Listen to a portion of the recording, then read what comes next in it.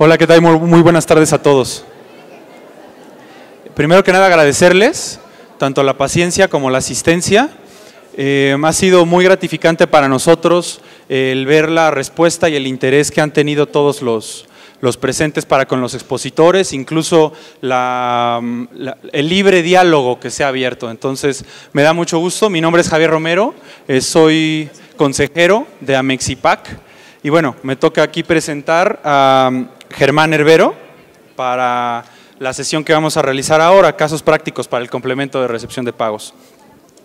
Licenciado en Derecho por la Facultad de Derecho de UNAM, se ha desempeñado brindando asesoría legal en materia del derecho notarial y registral, tanto en la práctica privada como en el registro público de la propiedad y del comercio del Distrito Federal. También ha colaborado en diversos puestos dentro de la SHCP y el SAT desde 1993, en actividades relacionadas con la investigación jurídica y la prestación de servicios de asistencia fiscal al contribuyente. Ha participado en el desarrollo de herramientas de apoyo para el cumplimiento de obligaciones fiscales como Declarasat, así como en la instrumentalización del esquema del servicio en las oficinas de atención al contribuyente, esquema de pagos electrónicos de impuestos, sistema integral de comprobantes fiscales, el catálogo de servicios y trámites fiscales, la firma electrónica avanzada, comprobantes fiscales digitales, entre otros proyectos vinculados con la mejora de la gestión tributaria. También se ha desempeñado brindando asistencia técnica en materia de los servicios electrónicos y asistencia al contribuyente para la FMI. Espero que los temas que se vayan a revisar en este taller sean de interés para todos, que busquen aclarar dudas. Afortunadamente en este esquema ya estaremos viendo un poco más casos prácticos, como el nombre del taller lo indica, en lugar de simplemente estarnos pues dedicando a revisar la estructura, que ya fue tema de otro taller. Nuevamente muchas gracias y les pido por favor un aplauso para Germán. Gracias. Muchas gracias. Buenos días a todos, muchas gracias por acompañarnos en esta pequeña charla sobre un tema novedoso. De hecho, yo creo que de todo el tema de mejora de la factura es el nuevo, junto con el complemento para comercio exterior, para exportación definitivas tipo A1. Ese complemento para recepción de pagos. Si le damos, por favor, avanzar la presentación. Bueno, primero, lo lógico, ¿qué es de lo que vamos a hablar? La cosa de la que vamos a hablar. ¿Qué es la factura que ampara la recepción de pagos? La factura que ampara la recepción de pagos, y un poco para explicarla, trataría de llamarla analogía. Muchos de ustedes ya conocen, ya es relativamente un viejo conocido, el comprobante de nómina.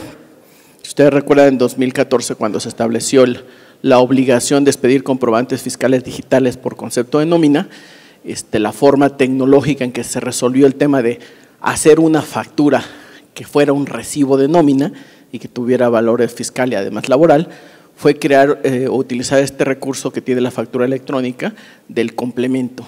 Entonces, se tomó un complemento, se hizo un complemento, que es un conjunto de datos que aplican para ciertas operaciones, y en ese complemento se pusieron los datos que integran un recibo de nómina. Entonces, se llenó ese complemento con los datos que integran un recibo de nómina, y como tenía que ser una factura, un complemento no puede existir sin una factura, de hecho es una parte de una factura. Bueno, se montó sobre un CFDI factura y nada más se estableció mediante una guía de llenado decir, bueno, ¿cómo llenas el CFDI factura, que es el vehículo, que es un, digamos, de trámite, y luego ya le pones encima el complemento de nómina y ahí está toda la relación de la información de nómina y ese es tu recibo de nómina, ¿no? La solución tecnológica y operativa para el complemento de pagos es la misma. De hecho, es un complemento, un set de datos, que devela el monto, la fecha, el pagador, la forma de pago, cuando es electrónico, los datos de las cuentas ordenantes y receptoras y otros datos, por ejemplo, la factura a la que está relacionada en relación al pago de una factura, ¿no? Entonces, y se monta en un CFDI, que es simplemente el vehículo para que este complemento, este documento exista. Entonces, es más o menos, para hacer analogía, o más que más o menos, es la misma solución tecnológica, la misma solución operativa, es un comprobante fiscal que tiene un complemento y la carnita está en el complemento. Entonces, y la segunda pregunta sería, bueno, ok, ya sabemos que es un comprobante de recepción de pagos, y ¿a qué viene? ¿Qué resuelve? ¿Por qué existe? ¿Por qué se creó este comprobante que todavía este año no existe? Se creó como parte del resultado de los análisis que se hicieron por parte del SAT con varias de las instituciones, organizaciones, colegios profesionales que participan en todo este esquema de la facturación digital.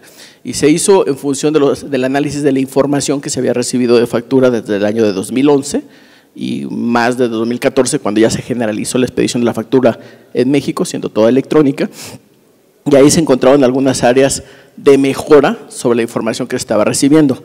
Adicionalmente, como ustedes saben, la información que está recibiéndose la factura tiene diversos usos. Uno, en la parte fiscal, por parte de la autoridad fiscal, pues es el uso como un insumo para tareas de fiscalización y de control. Pero el otro es un insumo para tareas de servicios y de la mejora de los servicios. Entonces, para que pudieran avanzar estas tareas, ambas, las de control y de servicios, era necesario tener alguna información que no nos estaba brindando la factura, ni siquiera, no me refiero únicamente a la electrónica, sino el esquema de facturación. O sea, son cuestiones que no estaban resueltas desde la existencia de las facturas en papel y que ante las nuevas posibilidades que hay de explotación de información y de prestación de servicios electrónicos, pues el no contar con esta información se constituye un obstáculo para seguir avanzando en este tema que, si algunos de ustedes acudieron ya a alguna de las pláticas que están dando el día de hoy, nosotros conceptualizamos como un ecosistema digital, ¿no? Un conjunto de elementos como la factura, como la firma, la contabilidad electrónica, el buzón tributario, que jugando entre sí generan un sistema armónico de intercambio de información para la autoridad y también para los contribuyentes. Entonces, ¿qué encontramos? Imposibilidad de saber si la factura ha sido o no pagada, lo cual es relevante en un país como México, donde tenemos una parte de los contribuyentes tributando en función de lo efectivamente pagado o lo efectivamente cobrado.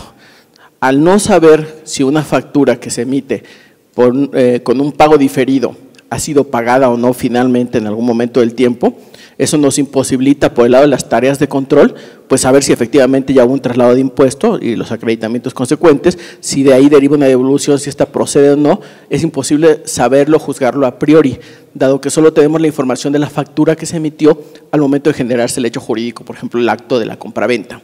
Entonces ahí hay una limitante en tareas de control, pero tiene otra limitante en tareas de servicio. Ustedes han visto que los últimos años, en especial, ya se vio un avance todavía más importante en algunos de los servicios que estamos ofreciendo, como el de la precarga de las declaraciones. Hoy existen precarga de declaraciones anuales de personas físicas y esta precarga de declaraciones anuales de personas físicas se hizo posible o se ha hecho posible gracias a la información que se tiene de las facturas de nómina. Ustedes han visto la nómina y en general, y en el caso de las nóminas han visto que incluso este año permitió ya a partir de 2017 la eliminación de la informativa de sueldos y salarios para solamente basarlos en nómina, ¿no? Entonces, si no tenemos esta información, no podíamos dar el siguiente paso, que sería precargar declaraciones mensuales, porque no sabríamos cuándo se hizo el pago de las contraprestaciones y por lo tanto cuándo se generó el traslado del IVA. O sea, ahí tenemos un problema que pegaba en los dos lados. Otro que ustedes seguramente han conocido, espero que no lo hayan sufrido, es el de la cancelación indebida de las facturas, que es un problema que se ha venido presentando por parte de algunos contribuyentes, lo han reportado hacia el SAT, y básicamente pues es el tema de una factura que ha sido pagada y que sin ninguna razón jurídica o material pues es cancelada de manera, digamos, impune por su emisor, incluso sin avisar al receptor, ¿no? Entonces ahí teníamos otro problema. ¿Qué haces para, decirlo en términos sencillos, proteger una factura que ya ha sido pagada de que así sea cancelada sin ninguna razón? Entonces, otro de los problemas que había que resolver. La otra es la de duplicidad de ingresos o presunta duplicidad de ingresos por un error. ¿A qué se refiere esta? Como ustedes saben, ahorita el artículo 29 del código, 29A, establece, al señalar los requisitos de las facturas, el modelo que se va a aplicar cuando se hagan emisión de facturas en operaciones con pago diferido, lo que conocemos comúnmente como parcialidades. Y la disposición del código te señala, en el caso de pago en parcialidades, generas una factura por el total y cuando recibas los pagos, una factura por cada pago. Todas son facturas idénticas entre sí, digamos perfectas con todos los requisitos de una factura. El emisor tiene que relacionar la factura del pago con la factura del total de la operación para hacer esta liga de que se trata de una operación en parcialidades. Es común que se presenten casos donde esta relación no se realiza o se realiza de forma incorrecta. Cuando el SAT interpreta la información de las facturas, pues hace una corrida de todos los ingresos del contribuyente y ahí viene la factura principal con la factura de los pagos, que si no está correctamente identificada, genera falsas omisiones de ingresos o duplicidad de ingresos. ¿Qué genera? Pues ese contribuyente además pidió una devolución de impuestos, pues le van a negar en principio la devolución, va a tener que entrar a un proceso de verificación, al final va a aclarar, pero pues esto es tiempo y dinero que se pierde por todos, por una operación que tendría que ser clara desde un principio, ¿no? Entonces, ese es también otro problema que estaba específicamente en el caso de los pagos de parcialidades, como está normado actualmente. El otro caso, el de los pagos diferidos, donde emito la factura y todavía no me pagan, pues es el primero que les comenté, ¿no? No sé si se liquidó, si se liquidó total, no sé si la persona que le está dando efectos de acreditamiento efectivamente la pagó y también si hay una devolución de IVA, pues no sé si procede la devolución, ¿no? Entonces, otro caso, por ejemplo,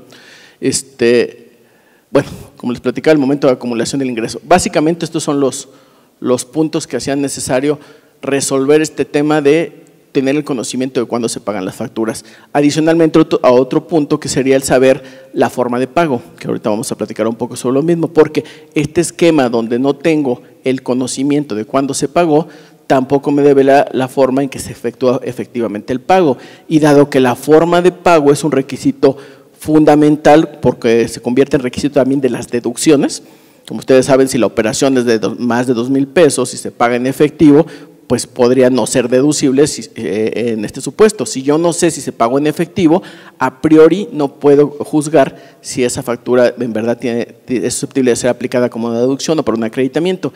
Esto todavía cobra más relevancia y regreso ahora al tema, salgo de control y regreso otra vez al tema de servicios.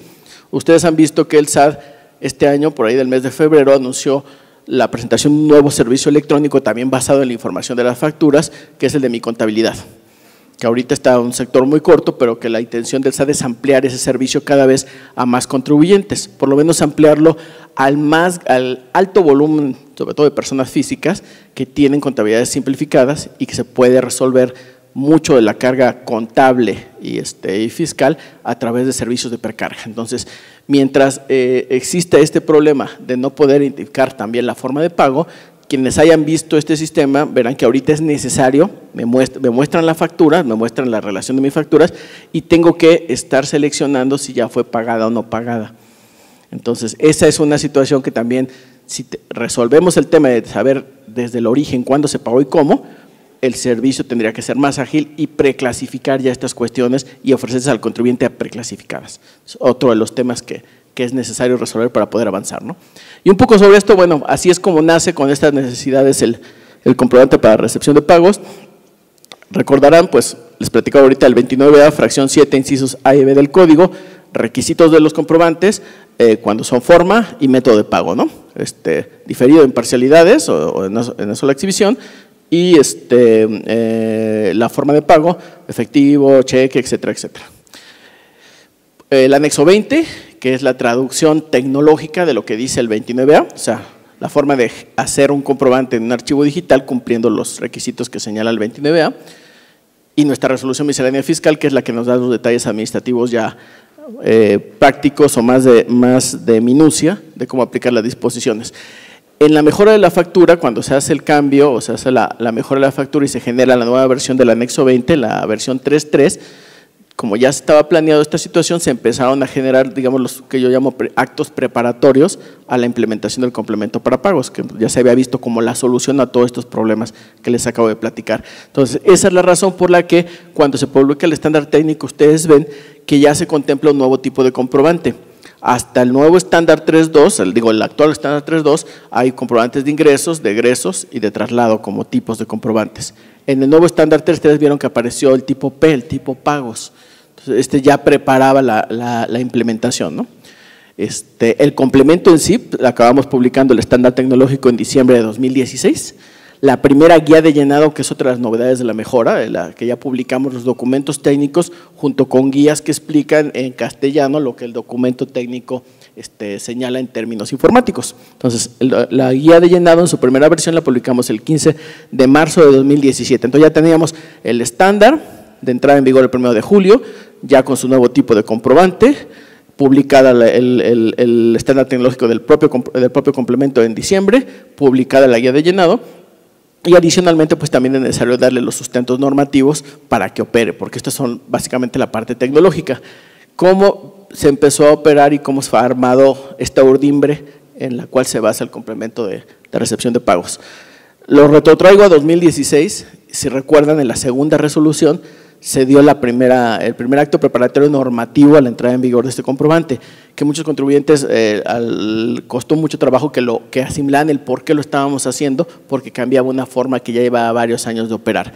La regla 27132, si recuerdan, daba facilidades para cumplir algunos requisitos de las facturas. Entre esas facilidades, daba una facilidad para cumplir con un requisito que nace en 2011 y que consiste, conforme dice el 29A, en poner en la factura la forma en que se realizó el pago. Quienes hayan vivido esa etapa recordarán que salió la reforma, se puso ahí la forma en que realizó el pago, y una de las preguntas pertinentes y lógicas de los contribuyentes en ese momento era: oye, yo estoy obligado a generar la factura porque si hago un contrato de compra-venta, pero no necesariamente me pagan en ese momento, puede tener un pago diferido.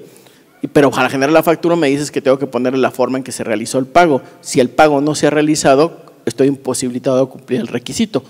Entonces, ante esa situación es que nace esta facilidad, y la facilidad precisamente era para estos supuestos, y la facilidad consistió en decirles: ok, en este caso puedes ponerle NA, no aplica, expresión análoga, por ahí luego se le puso o la información con la que cuentes.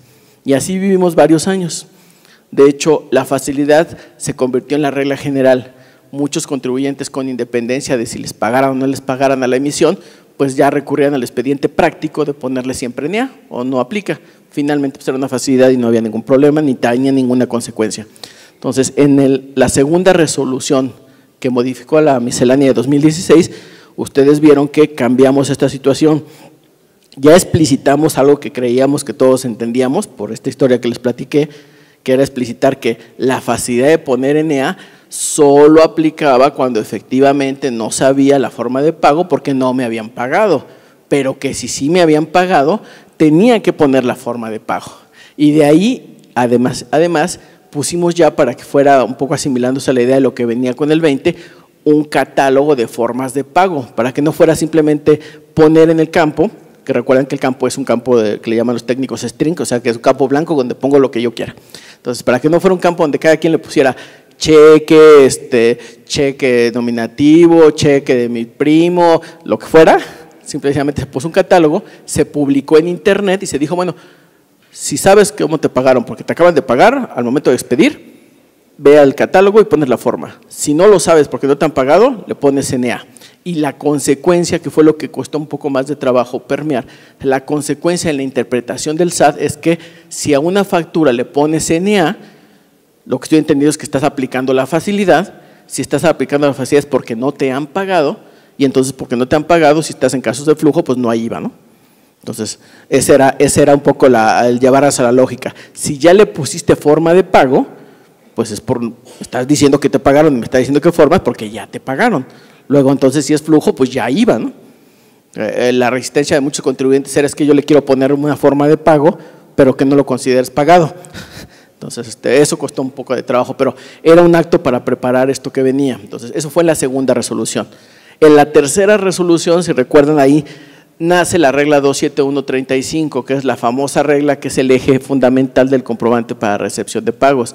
En esta regla 35 ya se habla y se toma un poco o se retoma un poco lo que dice el Código Fiscal cuando habla de los pagos en parcialidades. Si recuerdan, les explica esto que les decía de emitir una factura por el total y otra factura por cada uno de los pagos, y luego tiene por ahí un enunciado que queda como colita que dice: el SAT podrá publicar mediante reglas generales las características de estos comprobantes. Hasta antes de la tercera resolución 2015 no se había publicado ninguna regla, entonces todo estaba regulado en función de lo que decía el código, por eso se ha operado así. Entonces, la regla 27135 que publicamos en la tercera resolución es precisamente la regla con la cual ejercemos esa habilitación que nos estableció el 29 de código. Y ahí entonces explicamos y cambiamos el esquema, que sí, se sigue emitiendo una factura por el total en operaciones en parcialidades, y sí, se sigue emitiendo una factura por cada uno de los pagos, pero que las facturas de los pagos ya no son una factura igual que cualquier otra, sino que las facturas de los pagos tienen una característica especial. Son CFDIs que tienen un complemento que se llama complemento recepción de pagos. Y entonces aquí, ¿qué es lo primero que resolvimos? Ya le dimos una característica y una naturaleza distintiva a la factura que se pide por un pago de la factura del total de la operación. Resolvemos el problema que teníamos de la confusión de comprobantes o la presunta duplicidad de ingresos. Y además, dejamos claro que la factura de pagos es una factura que tiene una suerte de naturaleza accesoria de una factura principal, que es la del total de la operación o la de la operación cuando es diferido. Y entonces, si ustedes ven una factura de pagos, necesariamente implica que hay otra factura la cual liquida. En otras palabras, no pueden existir facturas de pagos solas en el universo sin estar ligadas a una factura la cual liquida, ¿no? Entonces ya con esto queda más claro el esquema de qué es un pago y qué es una factura que liquidas con un pago.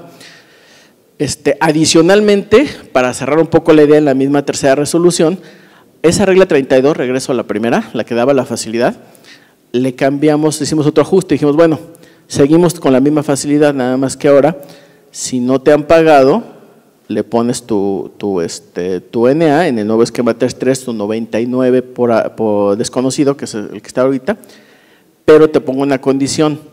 Esta facilidad la puedes aplicar siempre y cuando efectivamente te paguen y ya sepas el dato que te estoy ahorita permitiendo poner como 99 antes NA, entonces cuando efectivamente te paguen, me emites un comprobante de los que dice la regla 35, o sea, uno de pago. ¿Por qué? Porque ahí, entre otras cosas, ya me vas a decir cuál es la forma de pago, que ahorita me las estás dejando como en suspenso porque es por definir, ahí me lo vas a definir. Entonces, así es como queda, digamos, cerrado el tema en cuestión de estructura normativa de cómo está estructurado esto, y la disposición pues lo deja pendiente en cuestión de inicio de vigencia a que se publique el comprobante. Para facilidad publicamos el comprobante desde diciembre y le dimos ya la inicio de vigencia al 1 de julio, alineado al inicio de vigencia de la versión 3.3 de anexo 20, 1 de julio, y así quedó los primeros meses de este año, hasta que se publican en el portal hace unas semanas, primero un comunicado de prensa, después ya, si alguno lo han visto, si no lo han visto, para que lo puedan consultar y es de más seguridad, está publicado en el portal del SAT la versión anticipada, o la versión anticipada de lo que va a ser la segunda resolución de facilidades administrativas 2017, y en esa versión anticipada precisamente lo que se explica es lo que ven aquí abajo en la lámina. Se explica que la transición entre 3.2 y 3.3 en cuestión de anexo 20 va a ser una transición todavía más suave con un periodo de transición adicional a lo que se había planteado. Entonces se dicen estas reglas que el 1 de julio, del 1 de julio al 30 de noviembre, los contribuyentes van a tener, digamos, dos opciones que están montadas entre sí. La primera opción, van a poder decidir si emiten sus comprobantes en este periodo con la versión anterior, la 3.2, la vigente hoy, o la 3.3, la nueva. O sea, la nueva sí entra en vigor el 1 de julio, pero su aplicación va a ser opcional durante este periodo de julio a noviembre. ¿Cuál es la razón?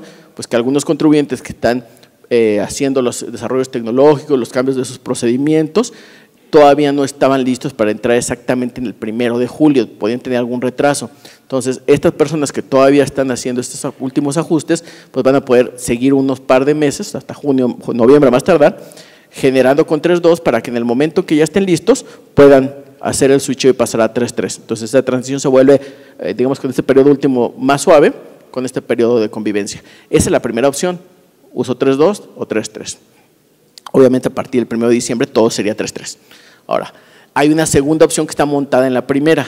Si decido dentro de este periodo, o puedo, o ya estoy listo, emitir 3.3, también tengo la opción de en este periodo, en pagos en parcialidades o diferidos con esta versión 3.3, ya emitir los comprobantes de recepción de pagos, o solo emitir el comprobante con versión 3.3 y seguir documentando las parcialidades como están hoy, o sea, con otra factura, o seguir emitiendo nada más las de pago diferido con la factura de la operación y ya no emitir la del pago. Sí, toda esta opción todavía va a estar vigente hasta el último día de noviembre. A partir del 1 de diciembre, todas las operaciones diferidos en parcialidades y de hecho todas las facturas 3.3 y diferido en parcialidades con complemento para pagos. Ahora, ¿qué va a pasar en algunos días o probablemente ya cuando se publique la segunda resolución? Este periodo de transición está bien, pero también genera algunas dudas. ¿Qué pasa con las operaciones que quedan documentadas en el mismo, durante el mismo? La regla que se va a tomar y que se va a publicar en resolución oficial, se las anticipo, es un poco tratando de simplificarla, podría resumirla diciendo que la regla manda o aplica las reglas de la versión del comprobante que se emitió. ¿En qué me explico? Por ejemplo, si compro un coche a plazos en enero de 2017 o compré un coche a plazos en enero de 2017, emití una factura con la versión 3.2 y estoy haciendo mis pagos mensuales en febrero, marzo y así seguiré durante varios años, y los comprobantes de los pagos me los podrán seguir emitiendo con las reglas vigentes en enero, o sea, la factura igual que la primera. Podrán hacerlo así. Si hago la compra del coche en diciembre, que ya está vigente 3.3, pues me tendrán que emitir 3.3 y ya me tendrán que dar complementos de pagos por cada pago.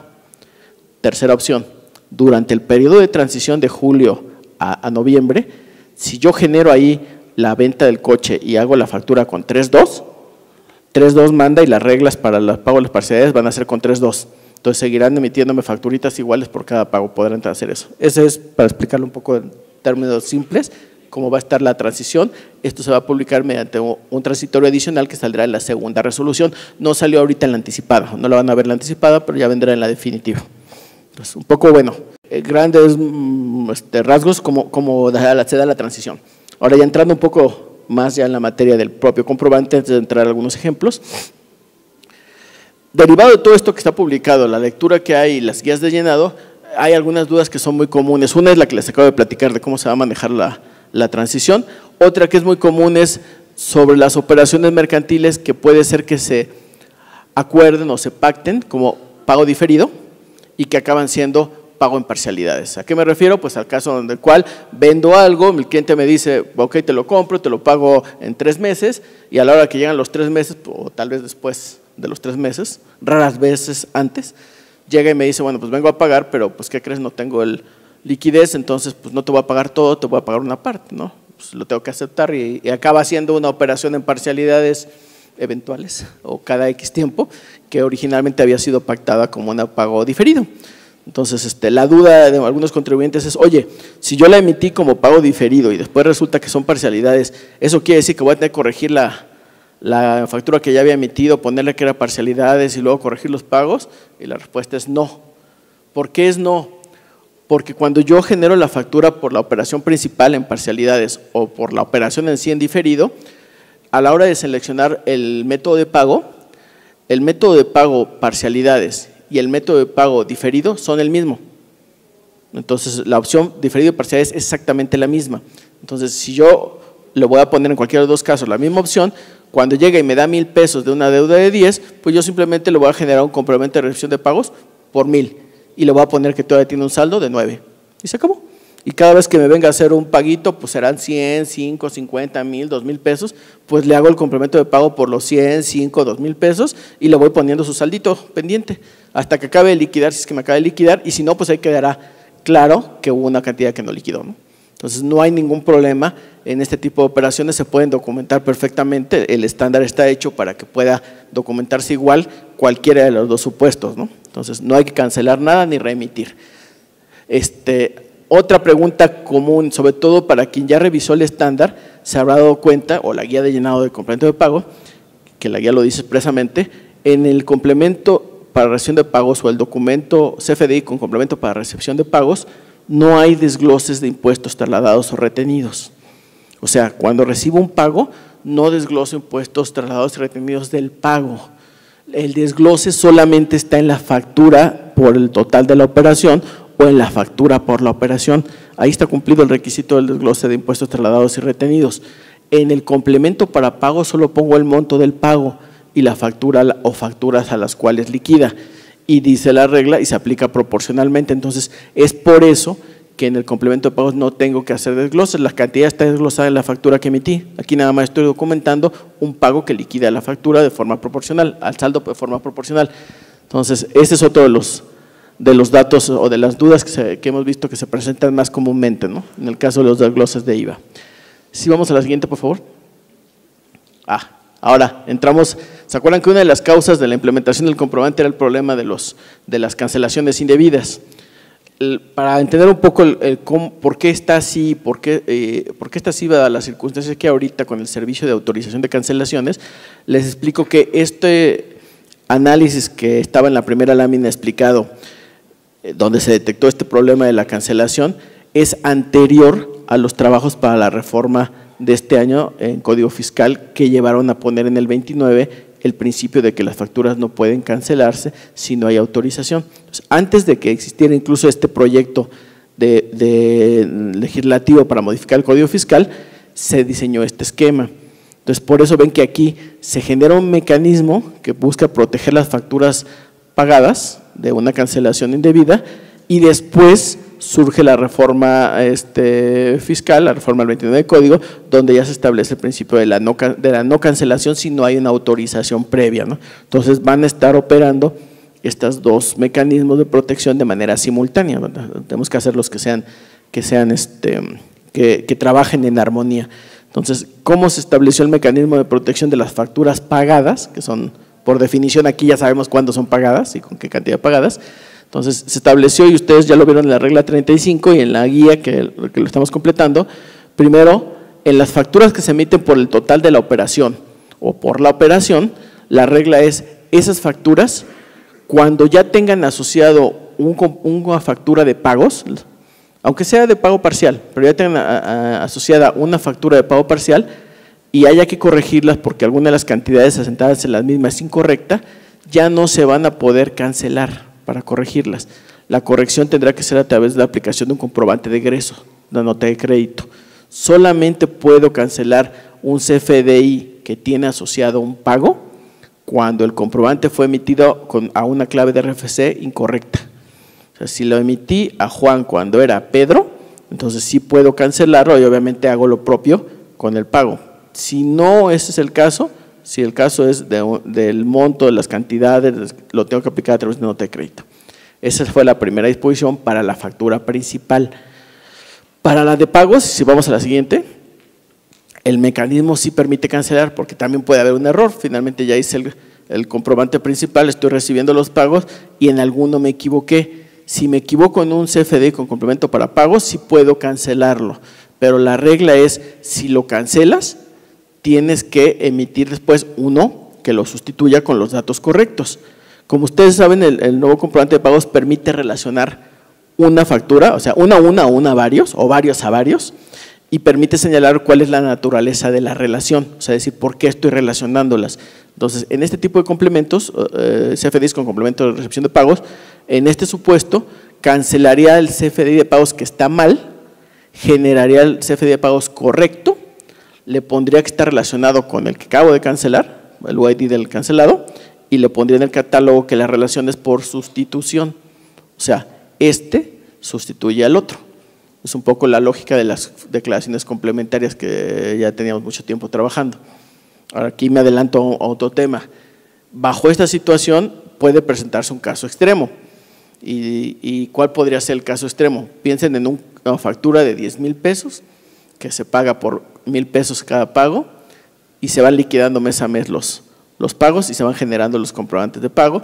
Se da la primera, dice saldo pendiente 10, paga 1,000, quedan 9, la segunda saldo pendiente 9, paga 1,000, quedan 8 y así nos vamos hasta la última que dice 1,000, paga 1,000 y queda 0. Y por algún error recibo un 11º pago por otros 1,000, lo recibo, genero el comprobante, por error tal vez me brinco el 10 y le pongo saldo 1,000, paga 1,000 y hago 7 comprobantes de pago por una factura de 11 comprobantes de pago de 1,000 por una factura de 10,000. En este caso, como la regla me dice que no lo puedo cancelar si no lo sustituyo, pues sí voy a tener que cancelarlo, emitir uno en sustitución, pero en que emite sustitución tendré que ponerle valor de 1 centavo, porque si no, no lo voy a poder dejar cancelado. Entonces, pero es un caso extremo, pero pensamos que se puede dar, ¿no? Habrá quien le pase todo esto y se equivoque. Entonces, ahora, a ver, ya prácticamente cómo se llenarían distintos supuestos, ¿no? 3 supuestos que son los más comunes: el pago diferido, el pago en parcialidades y el pago en parcialidades donde hay operaciones de crédito.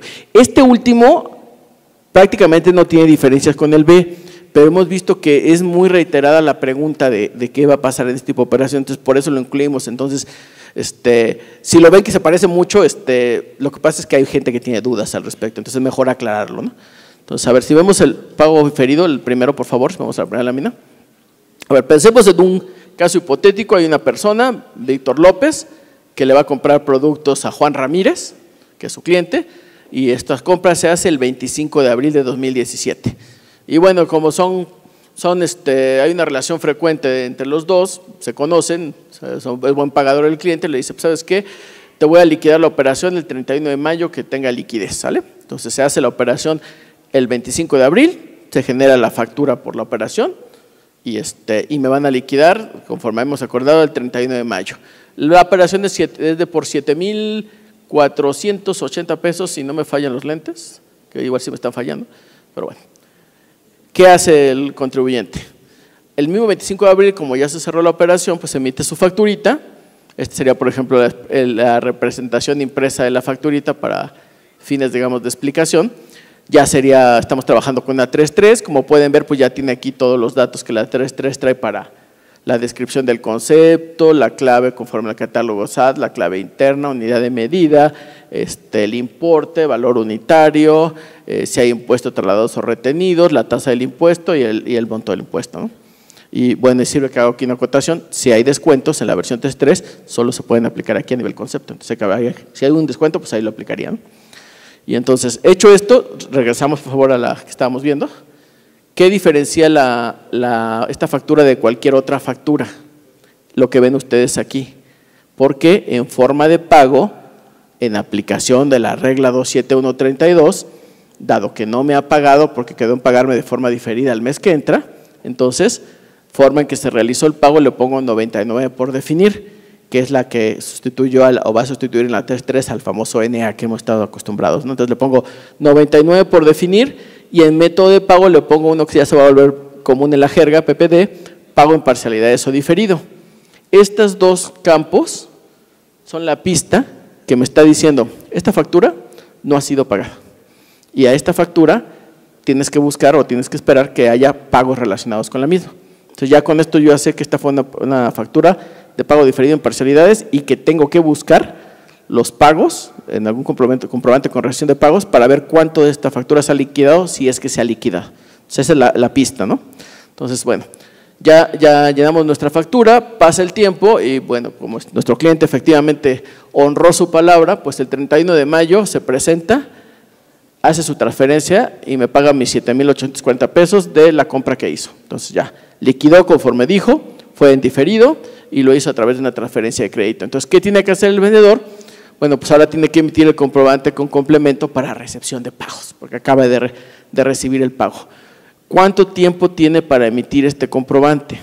Desde el momento que lo reciba hasta más tardar el 10º día del mes inmediato siguiente. ¿Por qué el 10º día del mes inmediato siguiente? Pues porque su contraparte necesita tener el comprobante porque va seguramente a aplicar tal vez acreditamientos en el pago provisional de ese mes y la mayoría de los contribuyentes por ahí el día 17 es cuando están presentando sus pagos mensuales, ¿no? Entonces es la lógica de los tiempos. Obviamente lo puede hacer después, pero pues ya estaría infringiendo la cuestión de tiempos y estaría arriesgando al caso de una visita de expedición de comprobantes alguna multa, ¿no? Pero bueno, y pondría problemas a su cliente. Entonces, a ver, el comprobante entonces, ¿cómo lo emite? ¿Se acuerdan lo que platicamos? Es un CFDI al que se le monta un complemento. Entonces, siguiendo el ejemplo ecuestre, primero hay que hacer el caballo y luego ponemos al jinete encima. Entonces, el caballo, que es con lo que se va a mover, es el CFDI. Entonces, hay que llenar el CFDI para pasar el trance del trámite de que haya un comprobante que se pase por la certificación.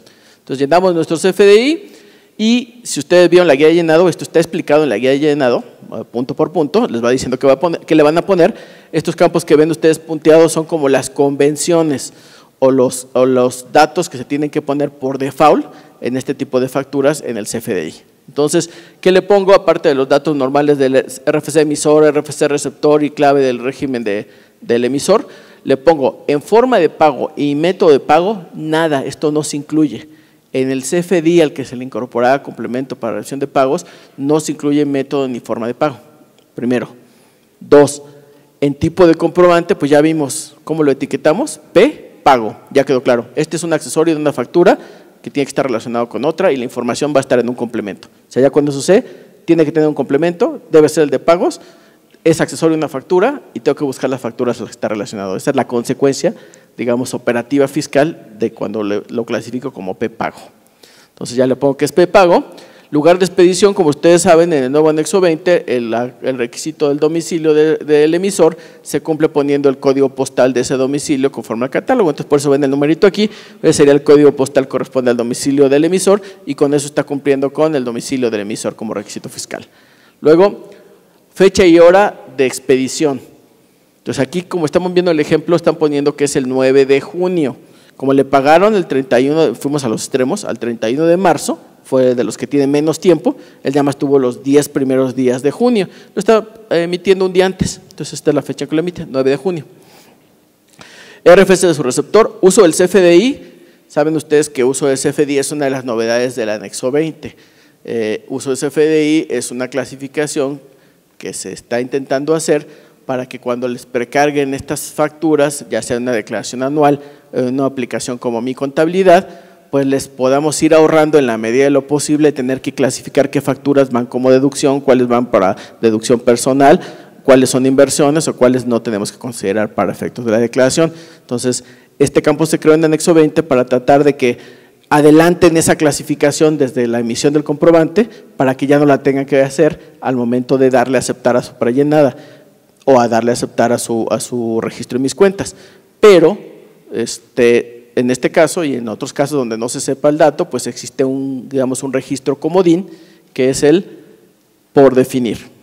Estamos aquí, lugar de expedición, uso del P01 por definir. P01 por definir quiere decir no sé, ¿vale? No tiene ningún efecto y no tengo que hacer nada, lo hago como paréntesis, me salgo de pagos, me llevo a 20, eso no les va a generar nada, simplemente quedó que no se sabía. Y si ustedes hubieran seleccionado de alguna forma también, se lo hubieran puesto y me salgo del 20, estoy aclarando, no estoy hablando ahorita de pago, estoy hablando del 20. Si en el 20 le pusieran deducción y resulta que no es deducción, tampoco no va a pasar absolutamente nada ni tienen que corregir sus facturas. Cuando hagan la prellenada, pues le cambian, no era deducción, ya, se acabó. Pero bueno, hecho el paréntesis, regreso al tema. Pagos, en pago siempre, en la factura a la que le vamos a incorporar pago, siempre le vamos a poner por definir, ¿sale? Acuérdense que nada más estamos llenando los datos como un trámite para poder pasar a lo que nos interesa, que es el comprobante de pagos. Entonces, le ponemos por definir siempre. Otras cosas que también ya están establecidas en la guía como por default y que le vamos a hacer en todos los comprobantes, es ponerle clave de producto o servicio, que también es otra novedad. Ustedes saben que ya hay un catálogo de productos o servicios SAT. En estos comprobantes a los que les pida o que se les incorpore un complemento para pagos, siempre le vamos a poner 84-111-506. Digamos que esa es la clave definida para los CFDIs de pagos, en todos los casos. Entonces, le ponemos ese. 1, cantidad, ACT, descripción pago, valor 0, importe 0, subtotal 0, total 0. Todos iguales. Todos los complementos a los que les incorporemos un complemento para pago los llenamos igualitos, así.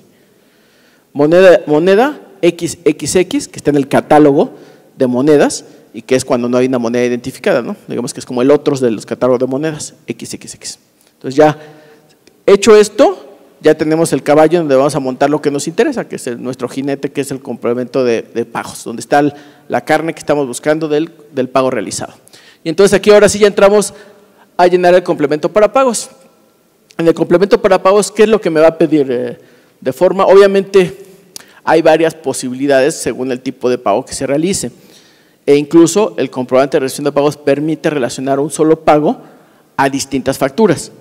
Entonces yo puedo estar haciendo un depósito de 10 millones de pesos y puedo estar pagando 100 facturas y entonces genero comprobantes de recepción de pagos con ese pago de 10 millones de pesos, señalando a cada factura que le estoy pagando, voy invocando nodos, tantos como facturas a las cuales relacionan. Entonces el caso que estamos viendo es un solo nodo, pero podría haber más si lo estoy relacionando a varias facturas, ¿no?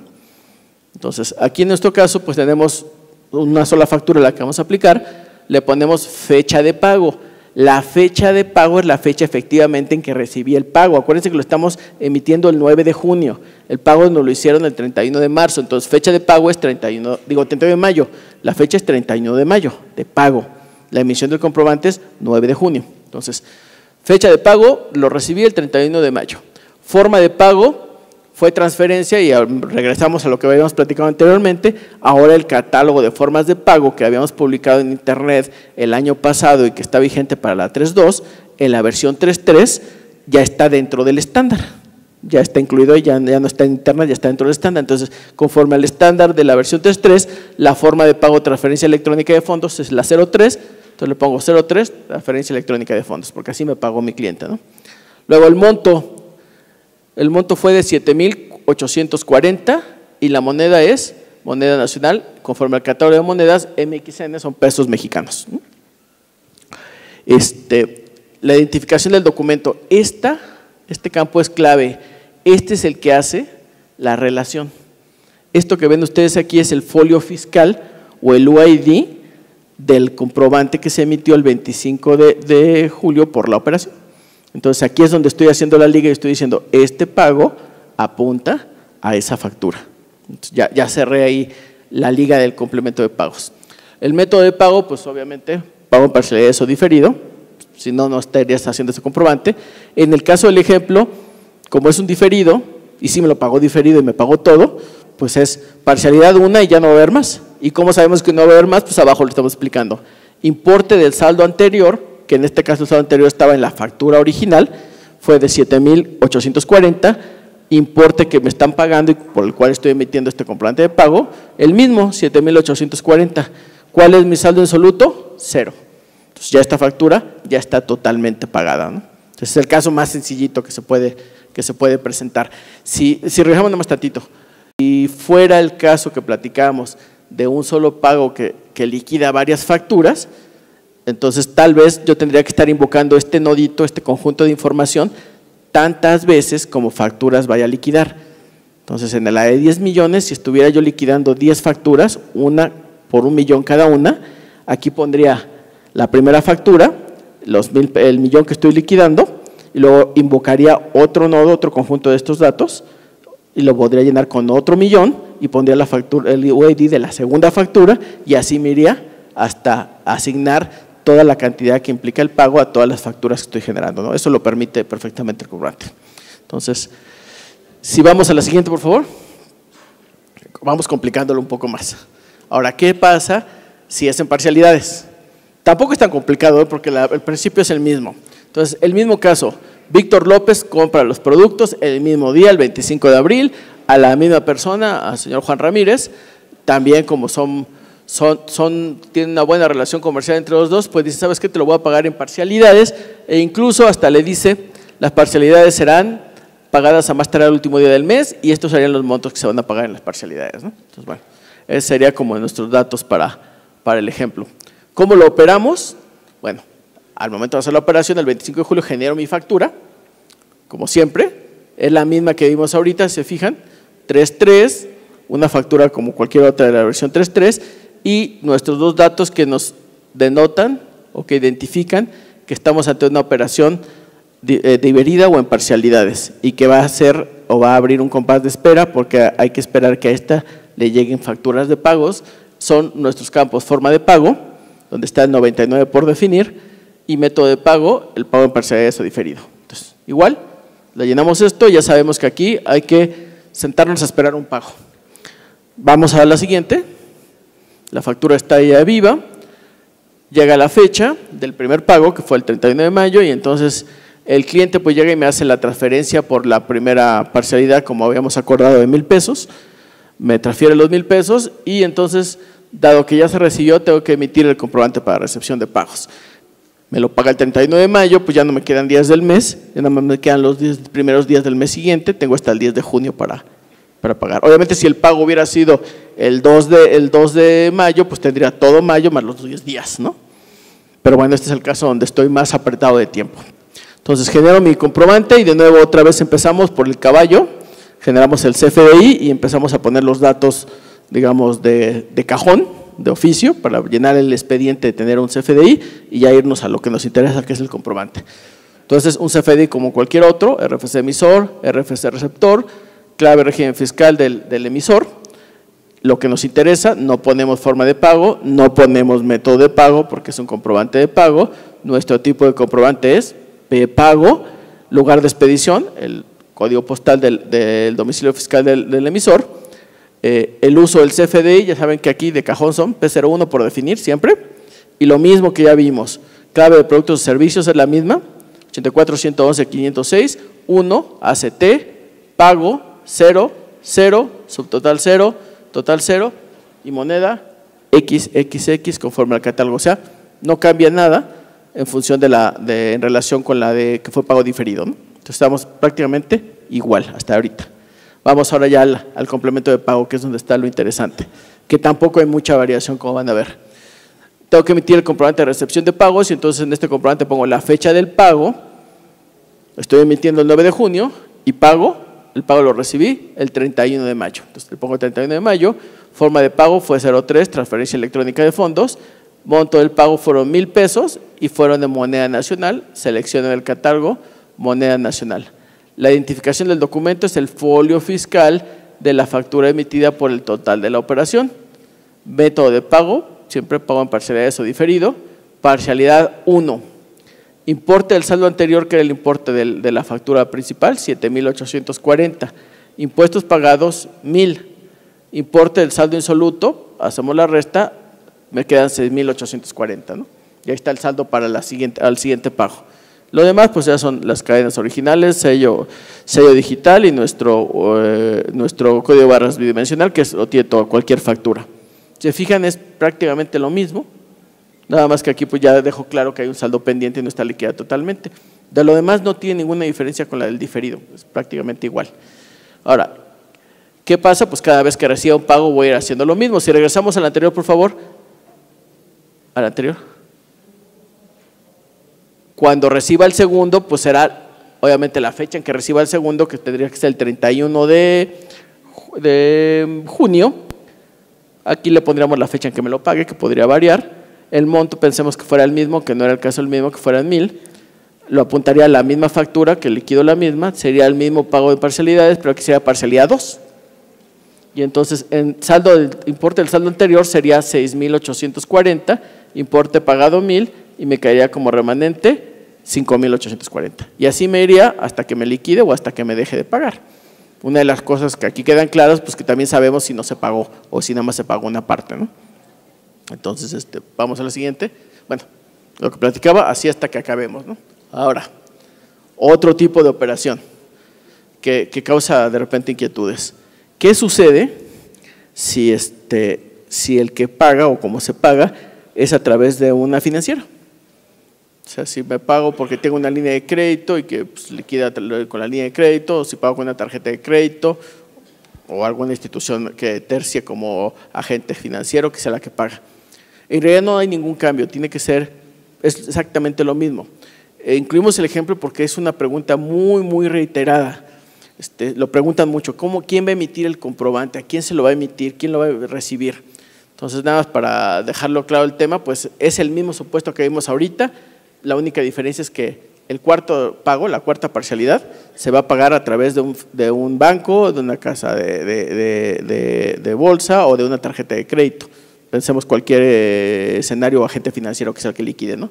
Entonces tenemos y lo mismo, nuestra factura por el total de la operación, la que ya conocemos con nuestros dos campos, forma de pago, por definir y monto y método de pago, pago en parcialidades o diferido.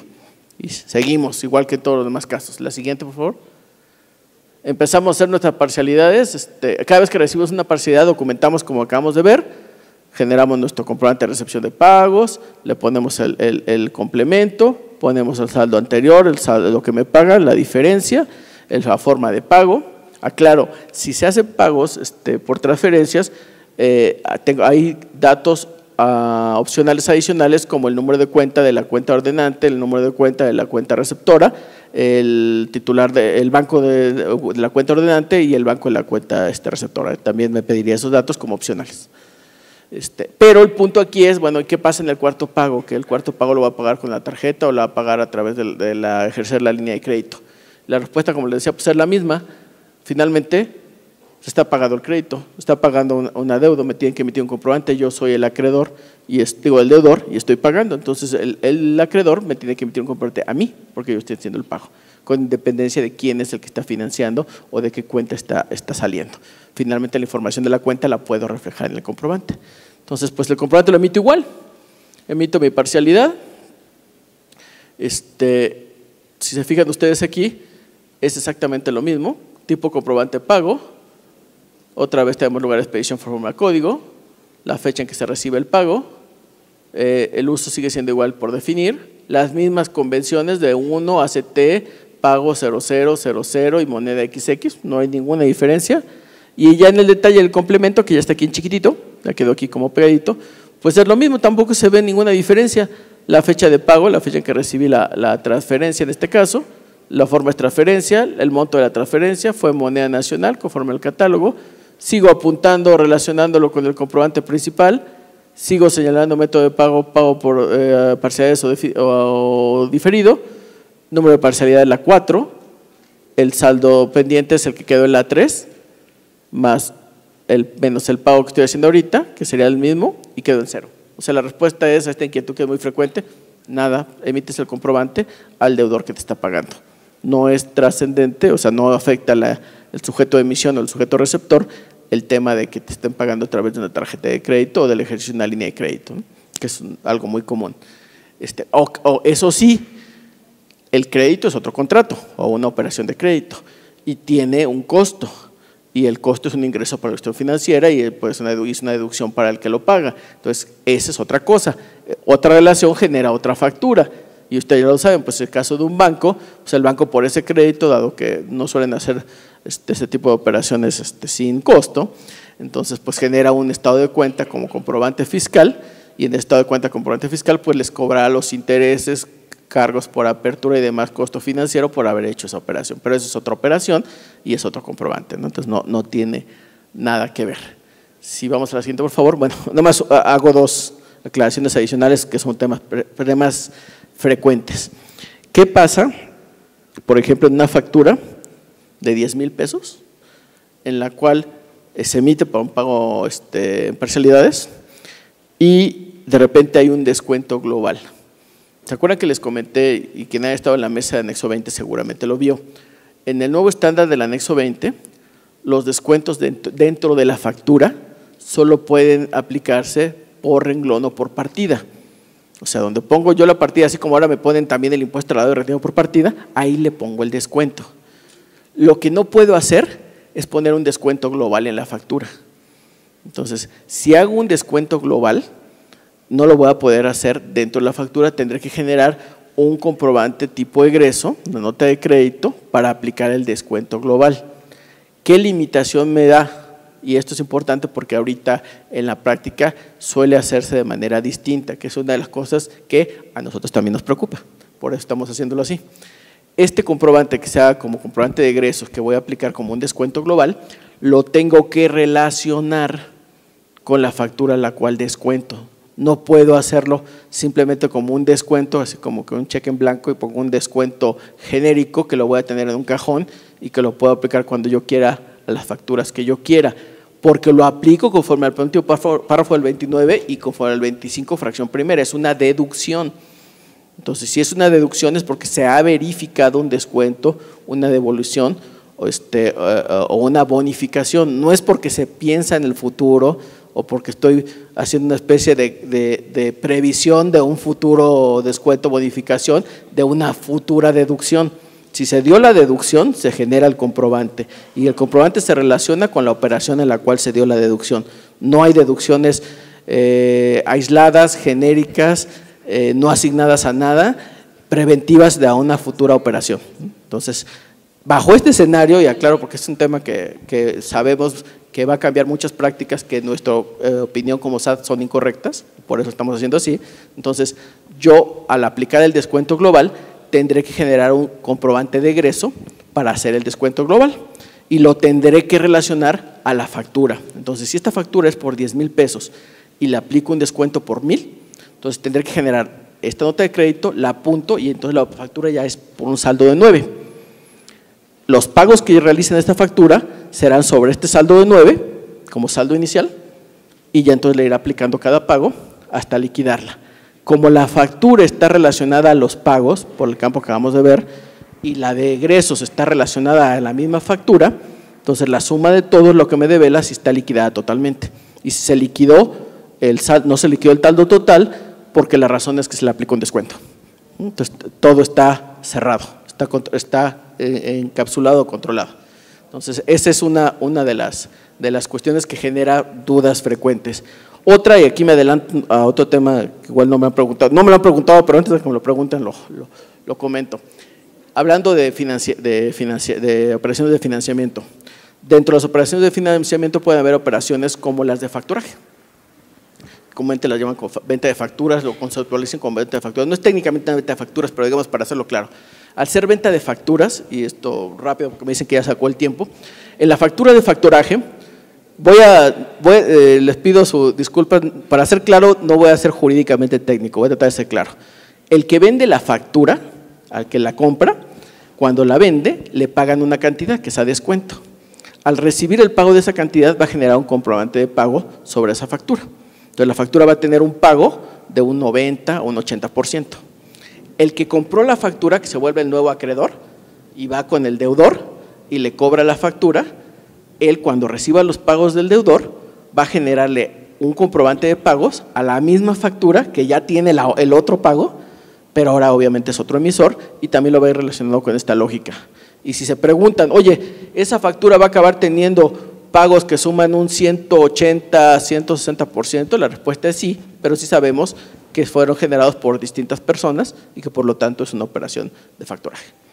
Pero bueno, eso está explicado, claro que no se lo voy a explicar con más detalle porque no tengo tiempo, pero en la guía de llenado del comprobante de nómina, de pagos, que está publicada desde el 15, de esta semana a la siguiente vamos a publicar una actualización. En esa vamos a incluir gráficamente algo parecido a lo que vimos aquí, explicando lo que vimos ahorita y este tema que les platico, ¿no? Para que tengan más detalle, pero no quise irme sin dejárselos ahí explicado. Entonces, gracias. Muy bien, perfecto, Germán. Muchas gracias.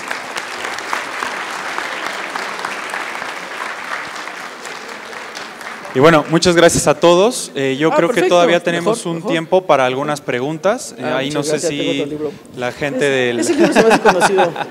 No tenemos tanto tiempo, entonces yo creo que van a ser aproximadamente unas 10 preguntas. No sé si alguien me apoya con micrófonos. Pues, a ver, pasa. ¿Cómo lo podemos? Bueno, el mío se lo di a Germán.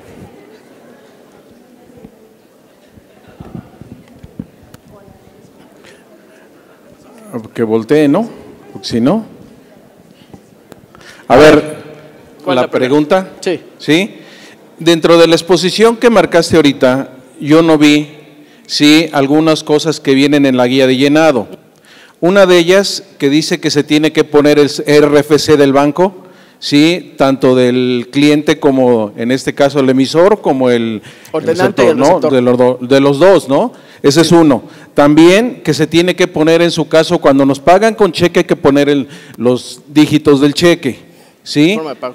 Sí, también, aunque ahí venía, digo, para precisar, también nos dice que hay que poner la hora, minuto y segundo del cobro, ¿no? ¿Sí? De hecho, estaba en la presentación. Sí, eso sí, estaba ahí.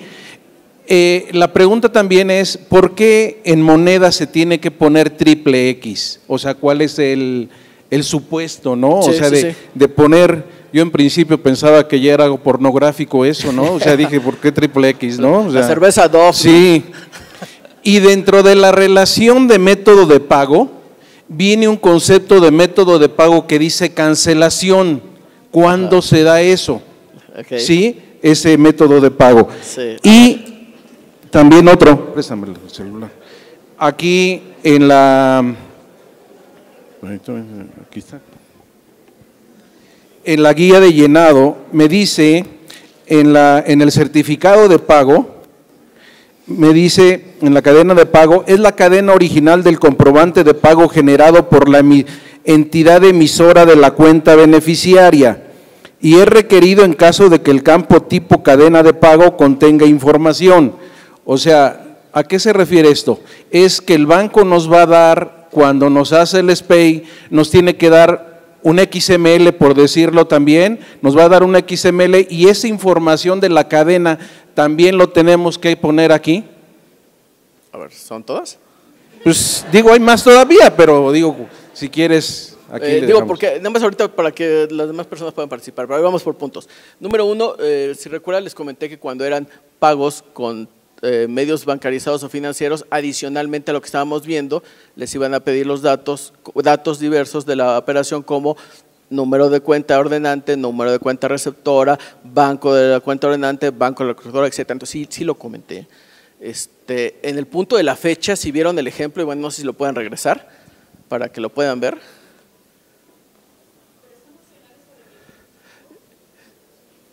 Son opcionales, condicionales. A ver, nada más déjame, quiero ver esta está bien, la que sigue. Esta es el de pagos, fecha y número, la global, la que sigue, por favor.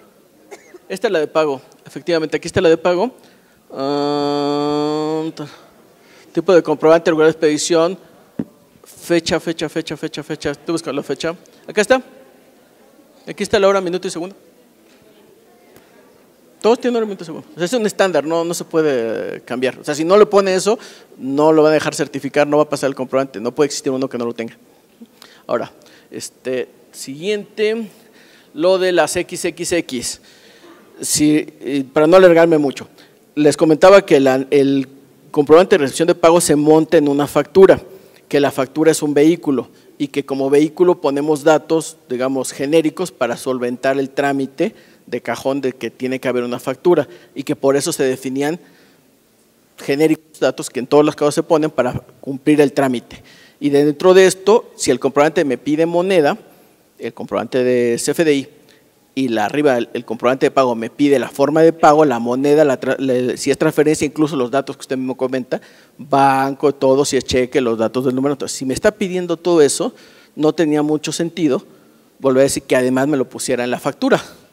Entonces, dado que ese dato me lo va a dar en el detalle del comprobante, pues nada, y aquí la factura solamente es un requisito de forma, pues entonces le ponemos el valor comodín, que es XXX, porque esa información me la va a dar y con muchísimo más detalle en el complemento. Como usted acaba de decir, incluso con números de cuenta, bancos ordenantes, cuando son space, pagos del extranjero, cadenas originales. Entonces, dado que yo tengo esa información, ¿qué sentido tendría que yo insistiera en que me ponga en el CFDI que no tiene un valor para esta operación, en la moneda conforme al catálogo, y además si es divisa que me diera ahí otra vez la información del tipo de cambio que ya me la va a dar arriba?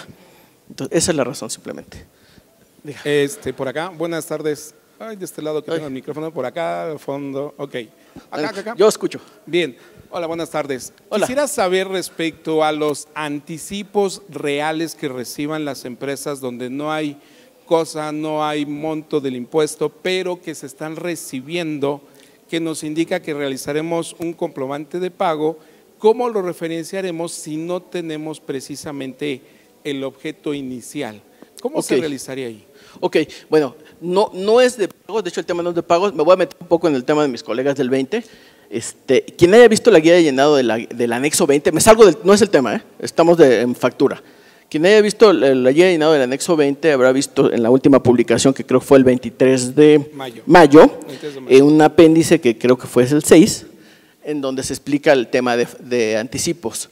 Una cosa que hemos visto ya en la práctica, en los diálogos y en las preguntas que nos hacen, que creo que es una realidad palpable, es que pues no se facturaban los anticipos en la vida real, porque nos está generando muchas preguntas, no del estándar propio, sino de lo que es el anticipo, si se tiene que acumular o no, que son preguntas que uno supondría pues ya eran superadas porque están en ley, no son del estándar de la factura. Entonces, esa es la conclusión a la que yo personalmente llego, no se estaban facturando y ahorita se genera una doble duda, cómo cumplir la disposición legal de fondo y cómo cumplir la nueva disposición normativa de forma que se la factura. A ver, en cuestión de anticipos, primero, cuando yo tengo precio y cosa, no tengo un anticipo, tengo un pago en parcialidad, estamos de acuerdo, ¿no? Entonces, como es anticipo, no sé el precio o no sé la cosa, o hasta podría ser un caso extremo que es raro, pero podría ser, no sé ambos. Entonces, lo que tengo que emitir en estos casos no es un complemento de pagos, es una factura. ¿Por qué? Primera razón es lógica por lo que acabo de explicar. No puede existir un complemento de pago, recuerdan que se lo dije, de la nada sin relacionarse con nada. O sea, primero nace la obligación de pago y luego nace el pago. Entonces, por eso descartamos el tema de pagos del tema de anticipos, no tiene nada que ver. Genero una factura por anticipo. Y bueno, y para no quitar un poco el tema, nada más avanzo. Hay dos formas en que se puede generar. Puedo generar una factura por el anticipo únicamente por concepto de anticipo y luego la factura por el total. La diferencia, genero el total, voy a ser más claro. La operación me anticipan 100 pesos. Cuando hago el contrato ya finalmente, ya se define precio y cosa, resulta que eran 1,000 pesos. A la de 1,000 pesos genero la factura como la vimos ahorita, le pongo el artículo, valor 1,000 pesos con sus impuestos, lo que sea, y le descuento, ahí a nivel concepto, 100 pesos por concepto de anticipo. La factura queda por 900. Esa es una modalidad. Otra posibilidad para facturarlo, genero la factura por el concepto de anticipo por 100, genero la factura por el total de los 1,000, genero un comprobante, la relaciono, obviamente todo esto se relaciona, genero un comprobante de egresos por los 100 y aplico el anticipo de la factura, o sea, el concepto de la aplicación de la comprobante de egresos son los 100. Esos son los dos modelos. El punto es, si cuando recibo el anticipo no sé cuáles son los impuestos trasladados, que me imagino que ese es el punto, ahí sí tengo un tema. Al recibirlo necesariamente para poder más o menos tratar de facturarlo correctamente, tengo que tener al menos una idea de si va a estar grabado o exento, porque si no, pues entonces, ¿cómo recibo el anticipo? Digo, pero no es pagos, no es pagos, es 20. Sí, sí. Acá, acá. Buenas tardes. Buenas Por favor, tardes. volviendo al tema que mencionaba el contador, la pregunta en hora, minuto y segundo Sí. es en fecha de pago. Es la lámina siguiente, está en el paso 2, en el paso 3, ahí dice fecha de pago y dice 31 de mayo a las 11:49 con 48. Okay. El primer renglón. Sí, ya lo vi, aquí está. Eso, digo, la verdad es que creo que todos podemos saber la fecha, pero con tanta exactitud, sí. ¿de dónde lo vamos a tomar? Del comprobante. El comprobante tiene su sello, el sello del tiempo. En el estado de cuenta bancario viene esa… El estado de cuenta bancario se emite como Perdóname, comprobante. A ver, no escucho. hago una explicación un poco también fuera de foco, pero para entendernos. Los bancos, cuando les generan estados de cuenta, les generan dos tipos de información en un estado. Una información que podríamos decir patrimonial, eso es su dinero en su cuenta, sus pagos, sus consumos, y una información que diríamos que es fiscal, lo que les están a usted, que es ingreso para el banco, los intereses, los cargos, las anualidades. Entonces, todo eso viene en un solo estado de cuenta. Quien se haya fijado, ya tiene la curiosidad, habrá visto esta situación peculiar. El estado de cuenta viene como CFDI, pero en el CFDI solo está incluido lo que es ingreso para el banco, no trae su información. Entonces, sí es un CFDI, nada más trae en la parte del CFDI las cuestiones no patrimoniales, lo demás está protegido por secreto bancario, entonces es otra cosa. Pero sí es un CFDI, y está certificado como un PAC y tiene su sello de cadena original y todo lo demás. Pero entonces esa hora, minuto y segundo tendríamos que tomarla forzosamente del estado de Ahí cuenta está, bancario. en su CFDI, exacto, el CFDI del pago. ¿Qué? A ver. Yo no lo he visto. Mire, efectivamente, de hecho, en la página 19, gracias, bueno, en la página 19 cuando nos da la fecha, tiene una precisión, te dice, se debe registrar la fecha, hora, etcétera, en la que el beneficiario recibe el pago. Se expresa en el formato que acabamos de ver, de acuerdo con la especificación ISO 8601. En caso de no contar con la hora, se debe registrar 12:00:00. Buenas tardes. Gracias. Acá. Con referente a la cadena original del comprobante de pago, ¿hay alguna manera de presionar a los bancos de que nos proporcionen esa información? Actualmente no la están proporcionando. Entonces, a comunicados que han sacado los bancos han publicado que a partir de octubre nos van a proporcionar la manera en que nos la van a publicar, pero no es oficial todavía. Nos están dejando un mes para la implementación de eso. Sí, de hecho estamos revisando el propio estándar, el estándar es obligatorio cuando es SPEI, ahí sí existe el problema, sí estamos trabajando con los bancos, sí hay de hecho quien haya tenido la curiosidad de revisar verá que ya incluso un oficio circular de Banco de México al respecto, entonces sí, sí se va a establecer de forma estandarizada la obligación y aplica en el caso de SPEI, sí. ¿Ya?